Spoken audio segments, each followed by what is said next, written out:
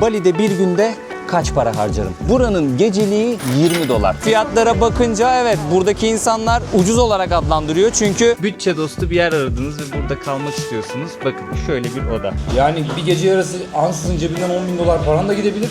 Bir ayı $1.000 parayla da geçirebilirsin. Öyle bir şeyden bahsediyorum bu arada. Yaşanabilir bir yer mi abi Yaşanabilir. sence? Evet. Yani burada stres, kavga, dövüş, kıskanmak diye bir şey yok yani. Kimse kimseye çekememezlik yok. Bence Bali çok ucuz değil. Bali'nin eskisine göre çok daha pahalı olduğunu söylüyorlar. Yarım dolar para ödedim. Başka bir barınakta yemek yediğimde $1 para ödedim. İstediğiniz kıyafeti, istediğiniz bikiniyi, mayoyu giyip dilediğiniz gibi eğlenebilirsiniz. Türkiye'nin lider su arıtma markası Aura Sebilon Unique sunar. Bali'de bir günde kaç para harcarım? Bu videomuzun konusu bu dostlar. Buraya geldiniz. Çok yüksek bir bütçeniz yok. Ortalama bir bütçeniz var. Burada konaklayacaksınız. Bir şeyler yiyeceksiniz. Bir şeyler içeceksiniz. Bir yerleri ziyaret edeceksiniz. Bir gün boyunca gezdiniz, dolaştınız. Belirli kalemler var. Harcama yapacaksınız. Acaba aşağı yukarı ne kadar para harcadım? Fiyatlar nedir? Bu videoda bunu konuşacağız sizlerle. Ve burada yaşayan arkadaşlarımdan Bali'de nasıl seyahat etmeliyiz? Bu konu hakkında ufak tüyolar alacağım. Burası çok büyük bir ada. Nasıl plan yapmalıyız? Nerelerde konaklayabiliriz? Nereleri ziyaret edebiliriz? Nerede yer? Nerede içeriz? Bu konu hakkında bilgiler almak istiyorum. Umarım keyifli bir video olur, güzel bir video olur. Hazır videonun başındayken de kanalıma abone olup beni destekleyebilirsiniz dostlar. Bu sene 500.000 abone hedefi koydum. Umarım sizlerin desteğiyle bunu geçeceğim. Videoya da bir beğeni atarsanız, ufak bir emoji de olsa bir yorum atarsanız çok sevinirim ve videomuz hazırsanız başlıyor. Gezimiz Aura Sebilon su arıtma cihazlarının desteğiyle başlıyor. Arkadaşlar Bali çok büyük bir ada. Gezilip görülecek çok fazla yer var. Siz hangi bölgede ne kadar vakit geçirecekseniz konaklamanızı da ona göre ayarlamanız gerekiyor. Ben şu an Ubud'dayım. Vaktimin çoğunu Ubud'da geçireceğim için burada bir otel ayarladım. Şu an otelimin bahçesindeyim. Ortak kullanılan havuzun hemen yanındayım. Buranın geceliği $20. Odada tek başıma kalıyorum. Çift kişilik bir yatak var. İşte kullanabileceğim eşyalar var. Tuvaleti, banyosu içerisinde. Tam böyle bir bütçe dostu otel. Konforsuz da değil, lüks de değil. Tamamen bütçe dostu bir yer arkadaşlar. Jati 3 Bungalov isminde bir otel burası. Ubud'un hemen merkezinde. Kaldığım oda burası arkadaşlar. Balkonum da var. Manzara da gayet güzel görünüyor karşıdan. Şöyle sizlere şu tarafı da göstermek istiyorum. Belki manzarayı birazcık görebilirsiniz. Yemyeşil burası. Zaten Bali hakkında birazcık araştırma yaptıysanız buranın ne kadar güzel bir doğası olduğunu görmüşsünüzdür. Belki ziyaret edenleriniz de vardır. Şu an off sezondayız. Biliyorsunuz Ocak-Şubat ayında Bali tam böyle yağışlı sezon. En çok yağış aldığı dönemler. Ben de bu dönemde geldim. Belki bu dönemde fiyatlar biraz daha uygundur. Turistik sezonda biraz daha fiyatlar artabilir. Şöyle sizlere kaldığım otelin bahçesinde göstereyim. Burada sanırım sahipleri kalıyor. Bir ev var içerisinde. Mülk galiba onların, otelde yapmışlar. Bu şekilde işletiyorlar. Burası da dua ettikleri alan. Burası da giriş kapısı. Bakar mısınız giriş kapısına? Şöyle göstermek istiyorum sizlere. Bu biraz daha böyle zengin bir aile olduğunu gösteriyormuş. Onu da öğrendim. Burada farklı bir ailenin işletmesi var sanırım. Hem restoran olarak burayı kullanıyorlar hem de işte laundry yani çamaşırhane, kıyafetlerinizi verip burada yıkatabiliyorsunuz. Benim kaldığım yere çok yakın, hemen yan tarafındaki evlerden bir tanesi. Bakın mesela burada da kapı ne kadar güzel bir mimariyle tasarlanmış ve böyle yanına heykelcikler konarak inşa edilmiş. Evin girişi burası bakın. Bildiğiniz evin girişi, hemen burada da inandıkları tanrılardan biri var arkadaşlar. Şöyle şunu da göstermek istiyorum. Günün belirli saatlerinde bu şekilde böyle bir çiçek koyuyorlar. İşte yiyecekler ekliyorlar. Belirli içecekler, süt vesaire bir şeyler koyuyorlar. Tütsü yakıyorlar ve dua ediyorlar. Bu bir ritüel arkadaşlar burada. Bali Hinduizminde olan bir ritüel. Tanrılarına dua ediyorlar. Güzellikler diliyorlar, sağlık diliyorlar.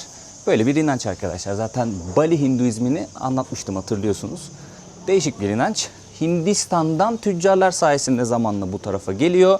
Endonezya'nın Müslümanlaşması, Müslüman nüfusun çoğalmasıyla birlikte işte merkezi bölgelerde bulunan Hindular Bali'ye doğru geliyorlar ve burada kendilerince bir yorum katarak Bali Hinduizmini yaşamaya başlıyorlar. Şu an bizler turistler olarak buraya gelip ziyaret ediyoruz. Bu ilginç inancı, kültürü de burada deneyimliyoruz bir yandan.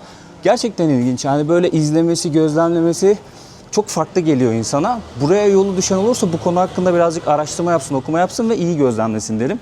Kaldığım yer hemen Ubud'un merkezinde arkadaşlar. Böyle bir caddenin üzerinde kalıyor. İç kısımda kalıyor. O yüzden sessiz sakin yani. Bayağı sessiz sakin kaldığım yer. Bazen maymun ormanına da yakın olduğumuz için maymunlar gelip böyle balkona geliyor. Kapıyı zorluyorlar. Pencerelere falan vuruyorlar. O yüzden dikkat etmekte fayda var bu bölgelerde kalacaksanız. Görüyorsunuz değil mi ne kadar sakin. Anladığım kadarıyla Ubud diğer yerlere göre daha fazla gezilip görülebilecek yere sahip. Doğal güzelliğe sahip. Ama ve lakin biraz daha sakin kalıyor. İşte gençler genelde sahil tarafına gidiyorlar. Oradaki işte plajlarda takılıyorlar, eğleniyorlar. Ortak çalışma alanları var orada. Uzaktan çalışan çok fazla insan var. O konu hakkında da bilgi vereceğim. Bunun üzerine genelde yoğunlaşıyorlar. Spor yapıyorlar. Ve tabii surf öğrenmeye gelen çok fazla insan var. Bunu da sahil tarafına gidince göreceğiz. Şurayı çok beğeniyorum. Şimdi burada bir kahvaltı yapacağım. Water Crease. Umarım doğru telaffuz ediyorumdur. Burada bir kahvaltı yapalım arkadaşlar. Burası gayet güzel bir yer. Kahvaltım geldi arkadaşlar. Şöyle göstereyim. Yumurta, altında 2 dilim ekmek var ve avokado dilimleri var. Gayet lezzetli bir tabak, doyurucu bir tabak. Bu tabağın fiyatı 90.000 Endonezya rupisi arkadaşlar. Ama Bali'deki birçok kafe ve restoranda şuna dikkat ettim. Siz mesela geliyorsunuz, yemek yiyorsunuz. Bazılarında, çoğunda demeyeceğim, bazılarında fiyatın üzerine servis ücreti ve vergi ekliyorlar. Bu da bilgi olarak burada dursun arkadaşlar. Bana da afiyet olsun. Karnımızı doyurduk. Şimdi Grab'ten kendime bir mototaksi çağıracağım arkadaşlar. Şurada uygun bir fiyat varmış. Hemen bunu seçtim. Farklı bir yere gideceğiz. Taksimiz gelsin. Birazcık uzun bir yol gideceğiz. Hemen sizlere fiyat olarak da söyleyeceğim. 3 dakika sonra burada olacakmış arkadaş. Kim olduğu, motorunun markası ve ücret yazıyor arkadaşlar. 61.500 rupi ödeyeceğim bu yolculuk için. Kaç kilometre yol gideceğiz? Hemen haritalardan bakayım. Gideceğim lokasyon burası arkadaşlar. Şöyle haritalardan göstereyim sizlere. 16 kilometre uzakta. Kırmızı gideceğimiz yer. Şurada da ben varım. Hello. Kameraya görüp laf atanlar oluyor bu arada. Çok sıcakkanlı insanlar, Endonezyalılar, burada yaşayan insanlar. Şöyle bir durum da var. Dedim ya, Bali çok büyük bir ada. Bir noktadan bir noktaya mototaksiyle gideceksiniz. Bu arada ben Grab ismindeki bu mototaksi uygulamasını kullanıyorum ve Gojek isminde bir mototaksi uygulaması daha var. İkisini de kullanabilirsiniz. Çok pahalı değil, gayet uygun, fiyatları görüyorsunuz, çok ucuz. Ama bazen sizden uzağa gidecekse, burası büyük bir ada, bana bahşiş verebilir misin? Hani zaten uzağa gideceğiz, özellikle geç saatlerde oluyor bu olay. Gece vesaire, atıyorum eğlenmeye gittiniz, buraya geri döneceksiniz. Böyle olaylarla karşılaşabiliyorsunuz. Ekstra bahşiş isteyebiliyorlar. Çok fazla iptal edip tekrardan motor arama durumu olabiliyor. Kabul ediyor önce, tamam mı? Bakıyor lokasyon çok uzun, iptal ediyor. Başka biri kabul ediyor. Bakıyor lokasyon çok uzun, para çok az, iptal ediyor. Allah, gidiyordum. Düşüyordum lan çukura girince. Kasksız sakın. Ola ki motor kullandınız burada, motor kiraladınız. Ondan da bahsedeceğim. Ola ki mototaksiyle yol aldınız. Sakın kasksız binmiyorsunuz arkadaşlar. Kısa mesafede olsa. Çok sıkıntılı ya. Burada çok kazalar vesaireler de oluyor. Çok tehlikeli. Deli kullanıyorlar ve yollar sadece tek gidiş tek geliş, yani şöyle görüyorsunuz, tek gidiş tek geliş, bayağı dar yollar. Şimdi bir tane dostum kabul etti Canggu tarafına gitmeyi. Tabii biraz da abi dedi, biraz daha ateşleyebilirsen dedi, hani o tarafa gideceğim, oradan yolcu bulamam, geri gelemem falan diye böyle ricada bulundu. Ben de dedim ki tabii ki yani. Hiç sıkıntı değil. Gidiyoruz. Canggu tarafına gidiyoruz arkadaşlar. Ubud'a veda ediyoruz. Arkamıza aldık Ubud'u. Ablamız yola atlamış. Buranın tabii keyfi bambaşka oluyor. Doğal güzellikleri izleye gezdiğiniz için bazen böyle gelen motoru vesaireyi göremeyebiliyorsunuz. Çünkü gözünüz hep çevrede oluyor. Şu an sağ tarafımızdaki orman da maymun ormanı arkadaşlar. Burası kutsal maymun ormanı. Gelip ziyaret edebilirsiniz burayı. 100.000 Endonezya rupisi giriş ücreti var. O da aşağı yukarı $6 civarı bir şey yapıyor. Gayet güzel bir yer bu arada. Maymunları yakından görme şansına sahipsiniz ama dikkatli olun. Gözlerin içine çok bakmayın. Çok temasta falan böyle bulunmaya kalkmayın. Biraz agresifleşebiliyorlar. Ve saygı göstermeniz gerekiyor bulunduğunuz ortama. Orası bir ibadethane aynı zamanda. Güzel bir yer yani. İlk videoyu izleyenler hatırlayacaktır, orayı gezmiştik.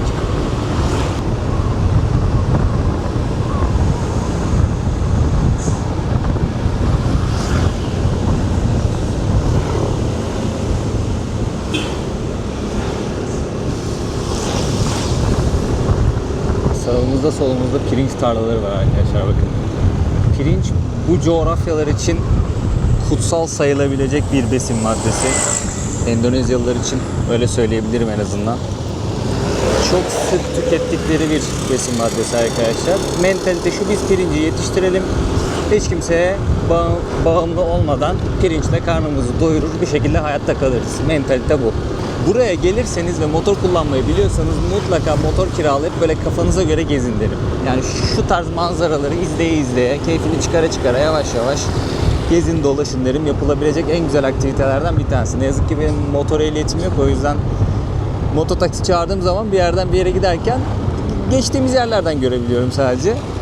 Ama siz motor kiralarsanız daha keyifli geziler yapacağınızı düşünüyorum. Yani o standart bilindik Bali seyahatinin dışına çıkabilirsiniz. Bakın burada benzin satıyorlar. Şu gördüğünüz şişeler var ya, onlar benzin. Bazı yerlerde böyle çok garip bir sistem kurmuşlar. Bakkalın önünde benzin satıyor.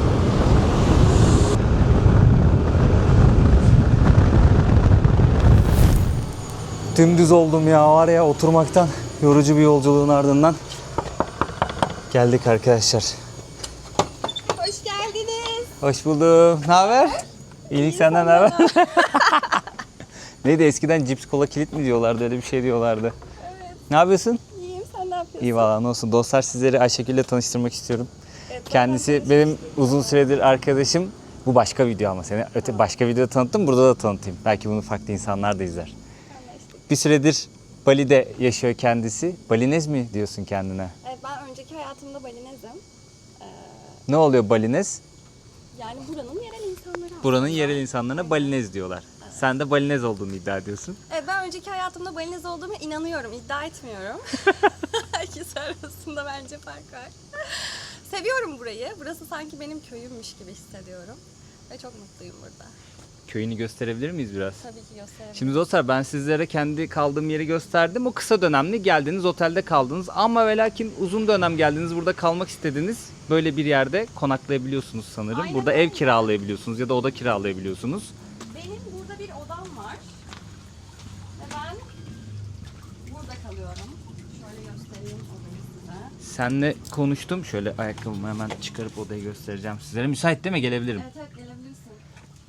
Dostlar, diyelim ki Nereden yanıyor bütçe bir yandan?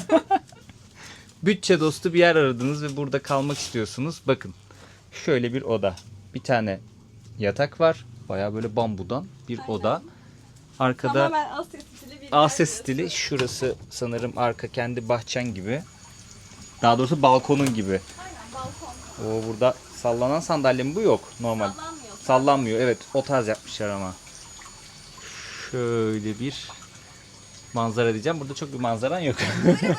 Duvara bakıyorsun, Duvara anasın. karşı. Duvara karşı filminde genç Aynen öyle. arkadaşlarımız hatırlamaz ama biraz Bence biliyorlardır ya. Bilenler yoruma kalp bıraksın. gençler hatırlamaz. Ben çok severim 20'li Duvarı. yaşlardakiler hatırlamaz Duvara Karşı'yı.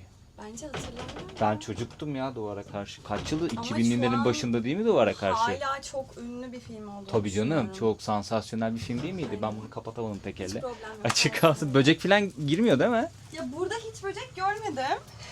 Buranın o şeyi var ya, benim otelin orada maymunlar basıyor odayı. Burada İkincisi maymun sinek yok. minek bazen oluyor, o kadar. Maymun Ulud tarafında var. Yani Canggu tarafında ben maymun hiç görmedim. Beni 2 kere maymunlar gelip uyandırdı. Kapımı zorladılar böyle. Burada hiç yok. Buradan böyle çıktığınızda havuz ve bahçe alanı var.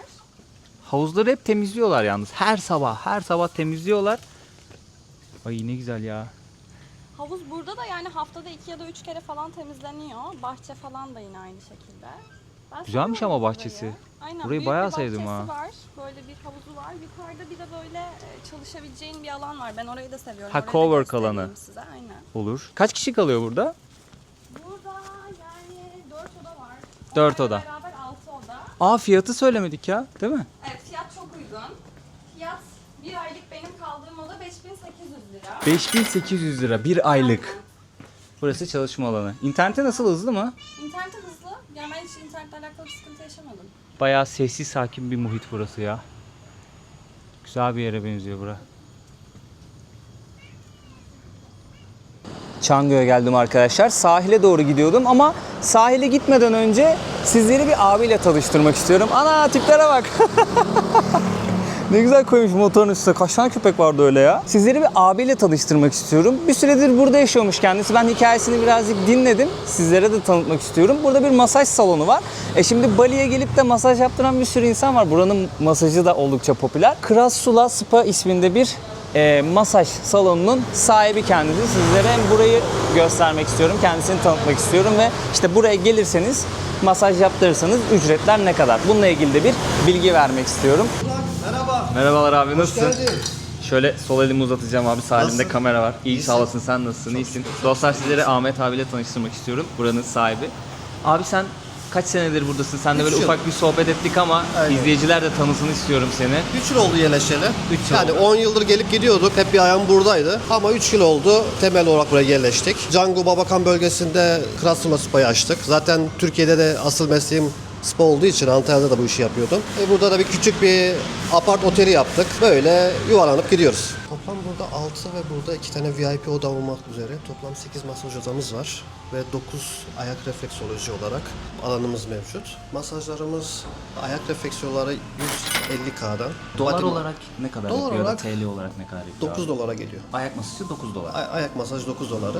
Body masajı da 11 dolara tekabül ediyor. Full body masaj yani baliniz, aroma masajları 10-11 dolara tekabül etmiş oluyor. Süre olarak ne kadar? 1 saat. 1 saat. Aynen. Burası Türk işletmeni olduğunu bilmediği halde günlük yani nereden baksan 2-3 çift minimum Türk misafir denk geliyor. Yani Türkiye'den gelen veya Avrupa'dan gelen ama Türk misafirlerimiz çok aşırı yoğunlukta.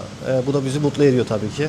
Eskiden çünkü nadir görüyorduk, gördüğümüzde seviniyorduk ama şimdi artık Türk misafirlerimizin burada tatil veya yerleşmeye gelen çok aşırı Bayağı oldu. bir turizm Bayağı, patladı ve bayağı. yerleşmeye gelen de çok oldu abi Bayağı, buraya. bayağı. Uygun mu o zaman Bali yani ekonomik Göreceli. olarak? Burada lüksün sınırı yok yani nasıl söyleyebilirim ki? Her bütçeye Her uygun bütçeye bir göre. hem seyahat düzenleyebilirsiniz Aynen. hem burada Yani konakla burada yaşayabilirsiniz. 1 dolara da karnınızı doyurabiliyorsunuz. 100 Belki dolara 100 da. dolara da evet. Aynen. Yani bütçeye göre yani. Yoksa Mesela burada... benim kaldığım yer 20 dolar ama belki gecelik 2000 dolarlık yerler de vardır Kesinlikle, burada yani. kesinlikle. Dediğin gibi lüksün harbiden burada sınırı yok. Burada sınır yok. Herkese hitap Herkese edebilen hitap bir ediyor. yer. Şimdi bazıları diyor ki Bali ucuz dediler ama geldik Bali ucuz değilmiş. Evet yani çünkü sen ne beklediğine bağlı, ne istediğine Nereye bağlı. gittiğine de Nereye bağlı. gittiğine bağlı. Yaşanabilir bir yer mi abi Yaşanabilir. sence? Evet.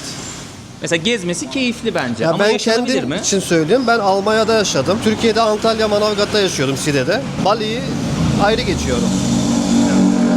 Buranın yeri ayrı diyorsun. Bali'nin yeri ayrı. Yani 12 ay sıcak. Zaten derler ya soğuk memleketi insanı soğuk olur, sıcak memleketi insanı sıcak olur. Burası hep sıcak olduğu için insanlar da sıcak. Yani burada stres, kavga, dövüş, kıskanmak diye bir şey yok yani. Kimse kimseye çekememezlik yok. Herkes herkesin Bu çok güzel bir şey. iyiliğini düşünüyor.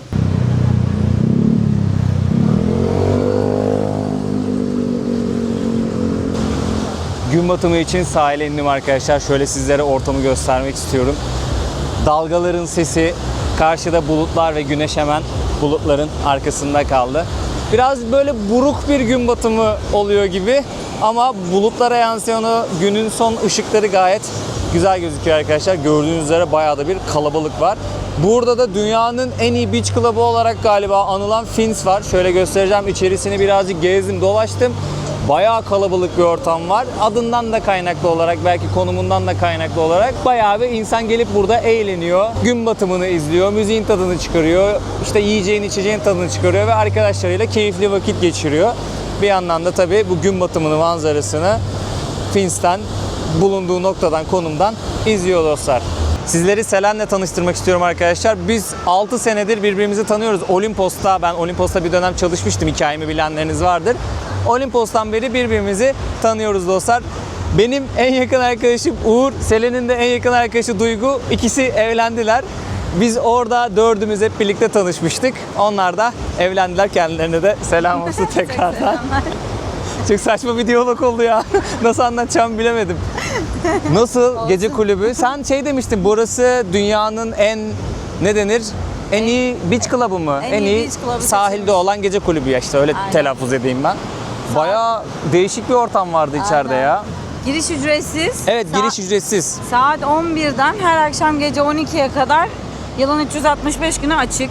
361 her gün Her açık. gün açık. Oo. Aynen. Dış İşte sezonda Bali'nin ne bile kadar açık. turistik olduğunu görüyorsunuz dostlar yani. Harbiden insanlar buraya off sezonda bile gelip ya şu an Ocak, Şubat böyle en yağmurlu dönemdeyiz. O dönemde bile ne kadar kalabalık yani. Sahil bile ne kadar kalabalık. Aynen. Yani insanlar her zaman geliyorlar. İnanılmaz.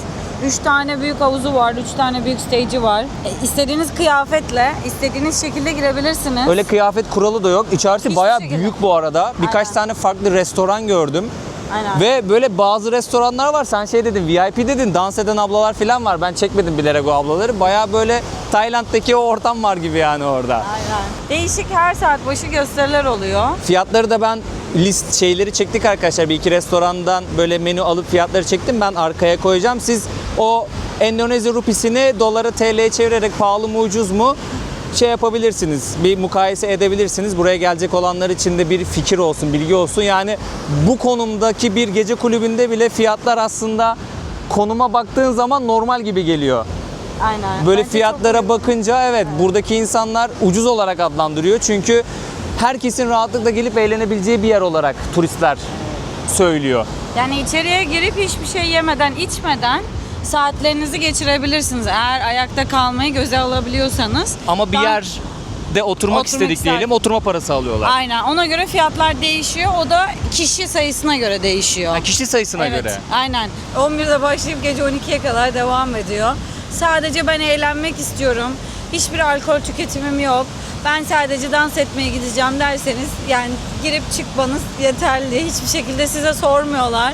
İstediğiniz kıyafeti, istediğiniz bikiniyi, mayoyu giyip dilediğiniz gibi eğlenebilirsiniz. Havuzu ücretsiz kullanabiliyorlar Tabii. mı girenler? Aynen. Bir şey alıp içmesine gerek yok. Hiç gerek yok aynen. Hiçbir şekilde. Denize de şey kısmı var, giriş kısmı var.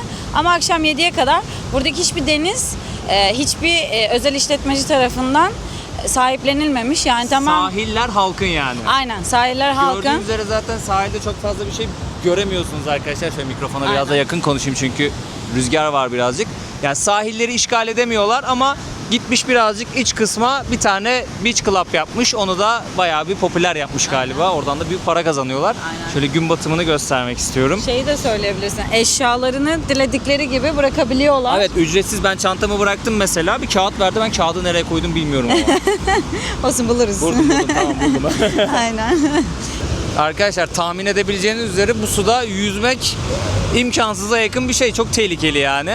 Ne yapıyorlar burada? Genelde surf yapıyorlar. Surf öğrenmeye geliyorlar ve gördüğüm kadarıyla Canggu başlangıç sörfü için ilk derslerinizi alacağınız güzel noktalardan bir tanesi. Aşağı yukarı burada fiyatlar ne kadar Selen? 20 ile 40 dolar arası değişiyor. Bir dersin fiyatı. Evet bir dersin fiyatı. Eğer toplu paket programı olarak alırsanız daha uyguna denk geliyor zaten. Eğer surf biliyorsanız da burada sahil boyunca her yerden tahtası kiralayabiliyorsunuz surfboard'u. Onun da ücreti yaklaşık 200-250 lira. Selen peki sana bir şey soracağım. Sen bir süredir burada yaşıyorsun. Aha. Sence Bali ucuz mu? Yani Gezmeye gelenler için ucuz mu? göreceli bir şey. Bence Bali çok ucuz değil. Denize giriyorlar ama çok tehlikeli. Ben Güney Amerika'da gezerken böyle surf öğrenebileceğiniz dalgalı denizlerde yüzdüm. O konumlarda da bulundum ama boğulma tehlikesi geçiren çok fazla insan gördüm. Çok dikkat etmeniz gerekiyor dostlar. Işık buradan daha iyi olduğu için biraz geri geri yürüyeceğiz. Şimdi ben şunu fark ettim. Sanki her bütçeye uygun tatil imkanı var Evet, gibi burada. aynen. İstersen çok lüks de tatil yapabiliyorsun. Aynen. Ama istersen böyle gerçekten ucuza da tatil yapabiliyorsun. Gerçi Ha. ucuzdan kast ne, kime göre ucuz neye göre ucuz o da bir şey de sana vereyim ben mikrofonu Aynen. sen şey yap düşüncelerini söyle. Sen çünkü bir süredir burada yaşıyorsun. Buraya tatile geldiyseniz guest house'lar var ya da oteller var. Bütçenize göre değişiyor tabii ki ama günlük 500 liradan hani bir guest house'da normal bir guest house'da kalacağım diye 500 Türk lirasından kalacak yerinize para verebilirsiniz. Tabii daha uygun hostellerde kalayım derseniz 200-300 liraya çok güzel hosteller de var. Ama aradığınız bir otelse yani bunun sınırı yok gerçekten. Çok güzel oteller de var. O yüzden ben hani 200-300'den başlayıp hostel fiyatları normal bir 500-700 arasında da bir otel odasıyla beraber ucu açık bir şekilde kalacağınız yere para verebilirsiniz. Onun dışında bir kahve, bir tatlı yiyeyim derseniz eğer o 250-300 lira Türk lirası arasında bir para harcıyorsunuz. Yemekle beraber bu 500 liraya falan çıkabiliyor. Türkiye'den bir tık ucuz. kahve, tatlı, yemek 500 lira mı? Hepsi. Evet, 500 liraya yapabilirsiniz. Hepsi. Aynen. Bazı yerlerde çok güzel promosyonlar oluyor ve Bali sürekli olarak promosyonların olduğu bir yer. Mesela kadınlar gecesi yapıyorlar. Kadınlara ücretsiz şeyler verebiliyorlar. İçecekler veya işte yiyecekler olabiliyor. Aynı şekilde bir pizza alana bir pizza bedava gibi farklı konseptler var. Hani o tarz şeyleri de kovalarsanız aslında çok değişik mekanları daha uyguna gezme fırsatı elde edebilirsiniz. Çok konseptsel şeyler var. İşte mağarada veya akvaryumun içerisinde yemek. Bunlar, ben fiyatlarına bakmıştım, 3000-3500 lira arası insanların, yani kişi başına harcadığı ücretler, ama bunlar fine dining diye geçiyor. Yani ultra lüks yemek olarak, yemek deneyimi olarak geçiyor. Burada yani şeyin sınırı yok. Burada varunglar var, lokal restoranlar. Oralarda harcayacağınız 100-120 lira, 130 lira, 150 lira. Yani çok uyguna gerçekten. Hani böyle 20-30 liraya Bali kahvesi içebilirsiniz. Sizin tamamen bütçenize kalmış durumda. Ama ben duyduğum kadarıyla son 3 yıldır özellikle Covid'den sonrasında bu insanların sürekli gelmesiyle beraber sanırım ülke çok daha popülerleştiği için fiyatlar çok artmış. Dünyadaki olan enflasyon fiyatları da biraz yansımış. Bali'nin eskisine göre çok daha pahalı olduğunu söylüyorlar.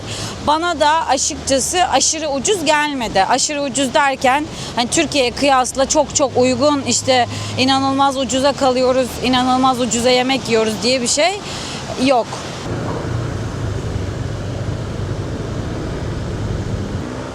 Günü batırdık, havayı kararttık. Bir şeyler yemeye geldim şimdi arkadaşlar.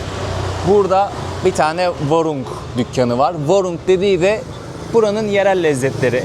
Yemek yiyebileceğiniz en ucuz yerler arkadaşlar. Endonezyalılar genelde warunglarda yemek yiyorlar. Şöyle abla tezgahta bir şeyler hazırlıyor. Şöyle göstereyim. Bakın burada tavuklar vesaireler var. Yarım dolara, 1 dolara, 2 dolara karnınızı doyurabileceğiniz yerel restoranlar arkadaşlar. Hemen mutfağı da burada hızlı bir şekilde hazırlıyorlar yemekleri.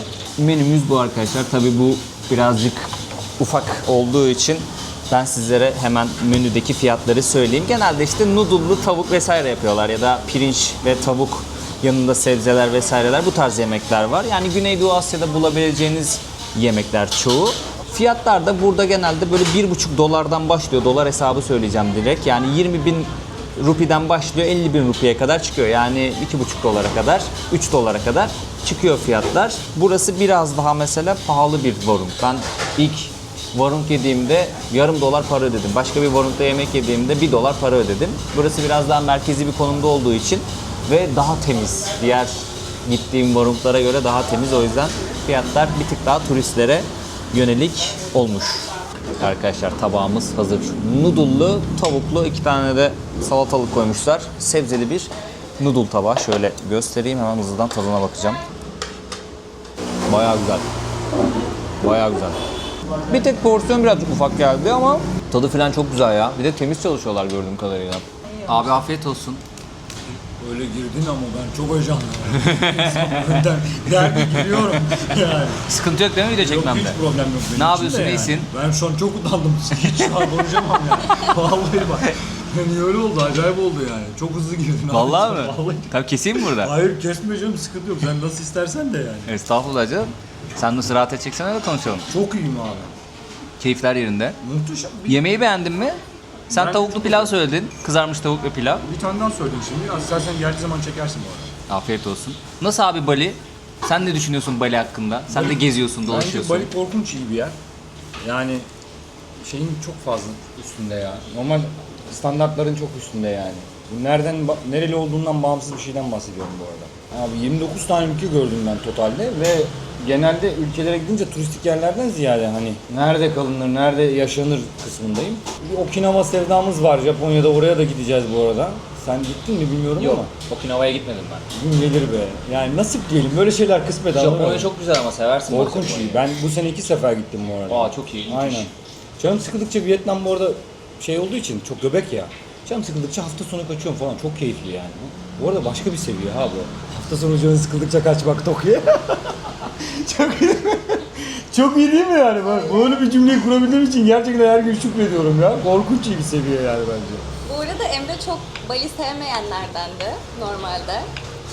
Ve böyle burayla alakalı çok da olumlu fikirleri olmayan bir yerdeydi. Sonra fikri değişti akışta. İnsanlardan dolayı bence. Evet, ondan da Burada bahset kurduğumuz bence. ortamdan kaynaklı çok Aynen. güzel bir ortamımız var Aynen. burada yani. Evet, Çok tatlı, yani ekranda gösteremediğim de çok arkadaş var. Aynen. Onlar da çok hoş sohbet ve kafa çocuklar. Ortamını sevdim yani, güzel, eğlenceli. Burada yaşam nasıl? Burada yaşam, yani bizim yaşamımız, insanların yaşamı nasıl bilmiyorum ama biz çok yukarıda yaşıyoruz bence. Yani bunun nakdi manadan bahsetmiyorum orada. Maddiyattan bağımsız bir şey. Hatta saçma sapan komik rakamlar harcıyor olabiliriz yani bu arada. Yani Ucuz diyorsun o zaman. demiyorum öyle bir şey. Pahalı diyorsun. Pahalı. Sen ne istersen, whatever you want diyorum. Bak bunu almak istiyorum Ha, ben. Bak yani bu cümleyi. Bali çünkü gerçekten korkunç bir şey. Benim arkadaşlarım geldi buraya bu arada. Her Onlara- bütçeye uygun diyorsun yani. hem de nasıl yani? Çünkü sen geçen konuştuğumuzda bunu söylemiştin Aynen. bana. Yani bir gece yarısı ansızın cebinden 10.000 dolar paran da gidebilir. Bir ayı 1.000 dolar parayla da geçirebilirsin. Öyle bir şeyden bahsediyorum bu arada. Yani ve Sen hiç... ne arıyorsan yani burada. Tabii. O yüzden çok keyifli. Özellikle gelmek isteyen birileri varsa bu arada biraz daha yukarılara doğru gitmelerini tavsiye ederim. Böyle village'lara, kasabalara doğru bu arada. O kadar saf bir mutluluk var ki brocum. Gerçekten çıldırabilirsin ya bu arada. Oo, çok güzel kahve yapmışlar. Çok güzel kahve yapmışlar. Arkadaşlar şu an havalimanına geldim. Artık bu dakikadan sonra Bali'ye veda ediyoruz. Bunlar Bali'ye veda cümlelerim. Bu videoda sizlere buradaki fiyatları göstermek istedim, anlatmak istedim. Yemeğinden içeceğine, işte kafe fiyatlarından konaklama fiyatlarına, buradaki arkadaşlarımı sizlere tanıştırdım. Onların fikirlerini sizlere aktarmak istedim. Bu da kıymetli çünkü. Birazcık koştur koştur olan bir gündü benim için. Yani perde arkası harbiden çok fazla olayın yaşandığı bir gündü. Ben birazcık yoruldum, bilmiyorum, halimden de belki belli oluyordur. Hemen koştur koştur da havalimanına geldim. Uçağımı kaçırmak istemedim ama hızlı geçtim polis kontrolünü vesaire. Hiç gitmediğim bir ülkeye gideceğim şimdi. Siz bir sonraki video göreceksiniz. Dedim bari son bir Bali'de bir kahve içeyim. Kahve fiyatını da sizlere söyleyeyim. Öyle kapatayım videoyu. Havalimanı fiyatı dostlar 50.000 rupiye kendime bir latte aldım. Sütlü kahve. Bu da 3 dolar civarı bir şey yapıyor yani düz hesap havalimanında. Birçok fiyata baktım böyle, gerçekten sokaktaki fiyattan böyle bir tık yukarısı. O kadar az bir fark var ki sanki havalimanında değil de normal Bali'nin bir yerinde böyle kahve içiyor gibiyim. Ya da yemek fiyatlarına da baktım keza aynı şekilde. Elimden geldiğince dediğim gibi bir fiyat videosu yapmaya çalıştım. Selen'in ve Ayşegül'ün kanallarına da birer video çektik. Onlara da bakarsanız çok sevinirim arkadaşlar. Bugünün aslında biraz koştur koştur olmasının sebebi de arkadaşlarımın kanalına birer video çekmemdi. Kendim hakkında, seyahatim hakkında, geçmişim hakkında birazcık böyle sohbet havasında geçti. Keyifli geçti, güzel geçti. Umarım onların kanallarına da destek olursunuz. Beni çok mutlu edersiniz. Benden de yorumlarda selam gönderin lütfen. Oh vallahi yoruldum ya. Hızlı bir Bali seyahati oldu. Bir daha gelirim ama buraya. Gezemediğim, göremediğim çok yer var. Sosyal medyada mesela çok abartılıyor ya. Ne o kadar güzel ne de böyle gömülecek kadar kötü bir yer. Ortalama bir yer. Ben tatlı buldum açıkçası burayı ama sosyal medyada öyle aman şöyle gelmezseniz olmaz, ölmeden önce mutlaka görün, çok şey eksik kalır, öyle bir şey demeyeceğim tabii ki. Dünyada nereyi merak ediyorsanız oraya gezin arkadaşlar. Yani sırf birinin hesabında bir yeri gördünüz diye hiç merak etmiyorsanız kendinizi gitmek zorunda hissetmeyin. Merak ettiğiniz yerleri gezip görürseniz seyahat etmeye daha çok tutkunuz olur. Böyleydi arkadaşlar. Videonun sonunda Sezer Yılmaz kardeşime, dostuma çok teşekkür ediyorum. Ben buraya biraz hazırlıksız geldim. Şöyle konaklama konusunda, daha doğrusu nerede kalacağımı bilemeyerek geldim. Ve Sezer'e danıştım. Dedim kanka ben nerede kalayım? Hani ne tarafta kalsam daha rahat ederim gibisinden. Sezer de bana adayı çok güzel tarif etti sağ olsun. Bali'yi gerçekten hakkıyla gezen, çok güzel gezen, burada çok da güzel böyle kendine gördüğüm kadarıyla bir ortam yaratan, burayı yaşayan birisi. Çok da güzel seyahat ediyor kardeşim. Buradan ona selam olsun. Onun kanalına da lütfen destek olun. Yorumlarda benden selam gönderin. Takip edenleriniz vardır zaten. Bali'yi gerçekten böyle hakkıyla gezip yaşayan, anlatan kardeşim. Ona direkt danıştım. Ondan bilgi aldım konaklama konusunda. Zaten videonun başında kaldığım yeri gördünüz. Direkt oraya o önermedi ama muhiti o önerdi. Nerede kalırsam ne yapabilirim, nereye nasıl rahat ulaşabilirim, onların bilgilerini verdi. Çok da kilit bilgiler verdi. Ben de böyle biraz yavaş yavaş gezmeye başladım. Bir sonraki Bali seyahatimde tabii ki daha detaylı olur, daha farklı olur, belki daha da bilgilendirici olur. Bu videoluk, yani bu Bali serisi böyle olsun diyeyim ve bir sonraki ülkeyi ben de ilk defa ziyaret edeceğim. Heyecanla bekleyin dostlar. Ben artık pil bitiyor bende. Uçağa geçip yatacağım hemen kahvemi içtikten sonra. Kendinize çok iyi bakın. Umarım bir sonraki videoda görüşmek üzere diyeyim. Dikkat edin kendinize, sağlığınıza dikkat edin. Videoyu beğenirseniz, yorum atarsanız ve kanalıma abone olup destek olursanız çok sevinirim. Öpüyorum sizleri. Türkiye'nin lider su arıtma markası Aura Sebilon Unique sundu.